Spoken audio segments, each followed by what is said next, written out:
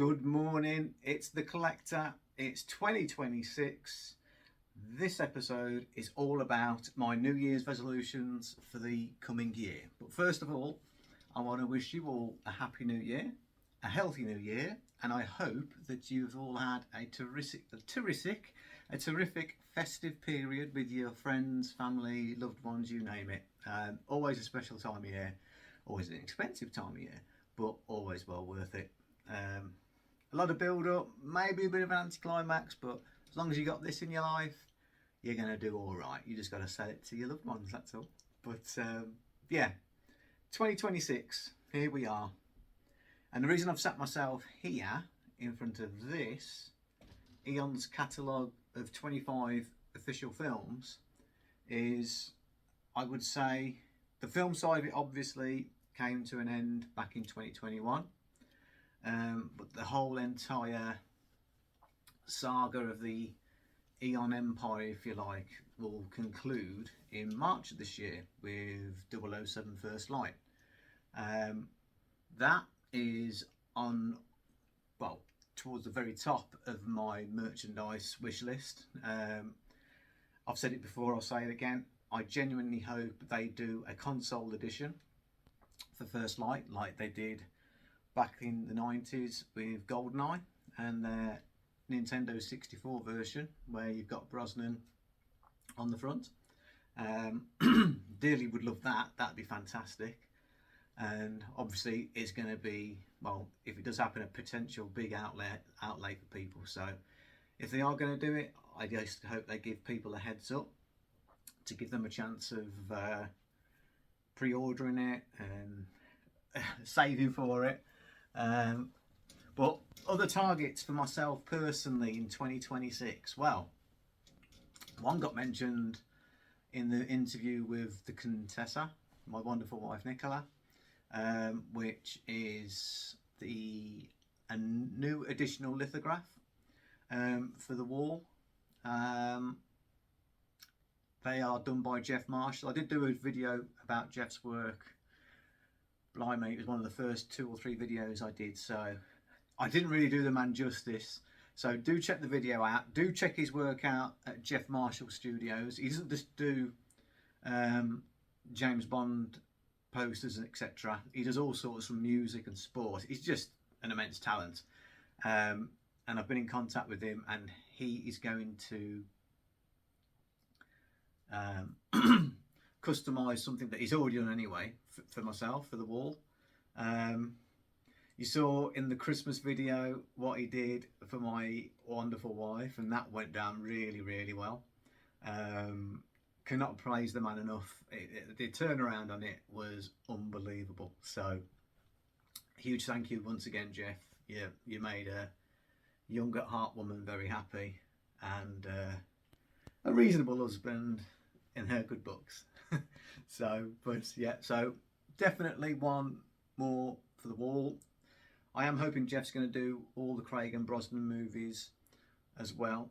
So that will be like the Jeff Marshall wall completely. That will involve a change around in here. That's a story for another time, and what my sort of medium to long term plans are with regards to the merchandise vault. Merchandise itself. So this year we're going to be getting, for definite, the Hot Toys figures, the 2 Daniel Craig ones. And what I found interesting about this, the Commando Bond is due between now and the end of March, and the Tuxedo Bond is due April to June, I believe. And considering they were advertised like summertime last year, the Tuxedo Bond was advertised first. And I'm just wondering whether they've switched it because the Commando Bond head sculpt has got a far more positive reaction, let's say, than the Tuxedo one. So hopefully Hot Toys are tweaking that head mould to do it a bit more justice like they have done with the Commander Bond. So like I say, there'll be a unboxing of those as and when they arrive. on a completely different level, one of the things I'm looking to get this year also is the entire set of the 1960s Gilbert toy range that was made in America. So very kind of basic figures and like little play sets. I'm looking to add them in to the collection. They'll sit alongside, you can just see it just in shot here.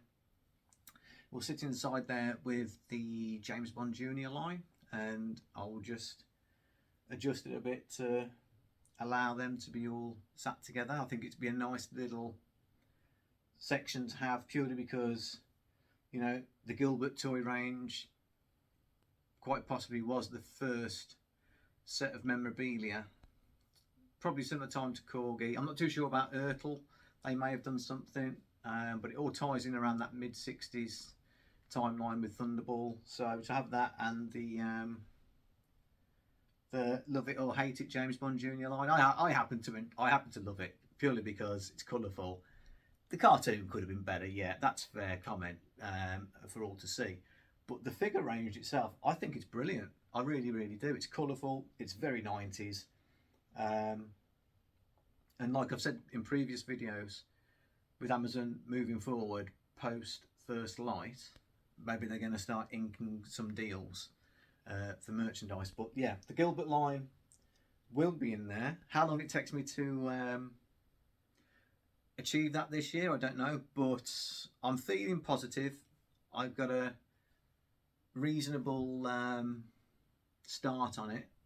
We'll see how that plays out, but yeah, that's something to look forward to. And again, there'll be an unboxing video for those when they arrive, and a bit of a conversation.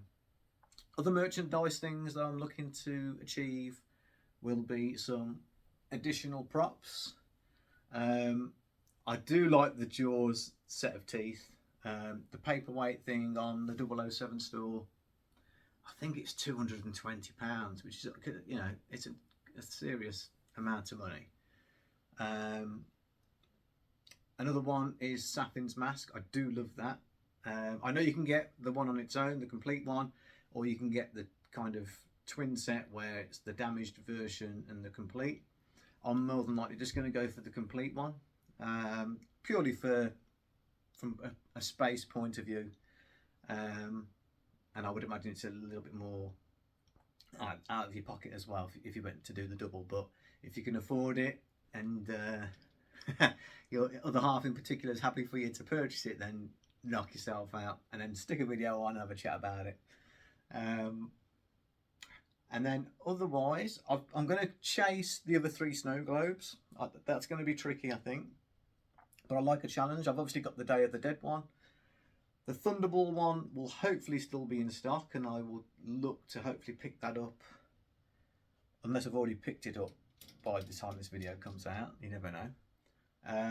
But obviously I was never aware of the Spy Who Loved Me one, and then I just missed out on the Skyfall because of time of year. So we'll see how that plays out.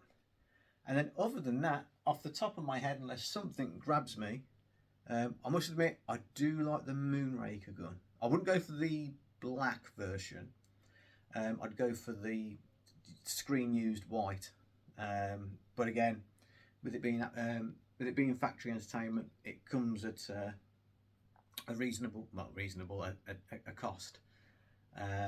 So, you know, I've said it before, I'll say it again, and I'll always say it in the future. Look to stay within your budget. Have the money in place first. Don't put it on a credit card. It's potentially not worth it if it's going to cause stress. So your hobbies are meant to be good, enjoyable, harmless. So that's where I come from on it. Moving forward with the channel in 2026, it's going to be going out locations, going toy fairs and doing videos, doing interviews, and just seeing where it takes us. Definitely looking to do Cue the Music this year. I assume in like the October time, in and around close to James Bond Day. We'll see how that plays out. That's something I definitely would like to go to, as would my wife, as you've discovered in a previous video. And I think that about covers it for now. I'm going to be doing, I've said before, I'm about to start the videos in terms of, instead of speaking about a movie review, watch the movie. What fun merchandise ideas could there be that they could do? But tying into that same thing, because my wonderful wife and family have purchased me the Ian Fleming books, I'm going to do the review of the books to the corresponding film and my thoughts, because I'm excited for the fact that I've not actually read any of the Fleming titles.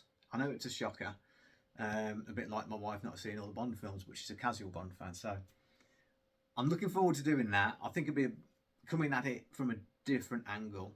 I don't know whether I've seen anybody do the Fleming book reviews. If they are out there, please just let me know, and I'll be very interested to see what they say and whether I draw the same conclusions, because the wonderful thing about Bond is everyone's got an opinion. You will never please everybody. So, you know, you passionately but politely defend your Bond position, if you like. So, yeah, I'm looking forward to this year. We're going to get a lot of answers. It's going to be a pivotal year. Hopefully, by, well, the end of the year. I'm getting the feeling summertime, to be honest. You would think, well, the last Eon project will have come out. You would think filming would have wrapped on Dune 3, so that would free up more additional time with Denis Villeneuve, and, you know, being able to, I don't know, schedule a day or two for like screen tests of the new actor, and putting out the announcement at some point as to who that is. And yeah, we take it from there. Possibly a movie title, and most importantly a release date. That's what we're all itching for, as well as the name of the new actor. So with that being said, I can hear one of the other cats screaming at the door for me, so I better go and do that, or else I will get into trouble. But yeah, it's great to be back. A new year, hopefully a new beginning with Mr. Bond, James Bond, and let the fun and games commence, people. As always, leave a like, a subscribe, a share, a comment. Do get in touch. It's always great to have a conversation with people. And yeah, see you in the next one, guys. Have a fabulous Sunday. Love to you all. Take care now. Bye-bye.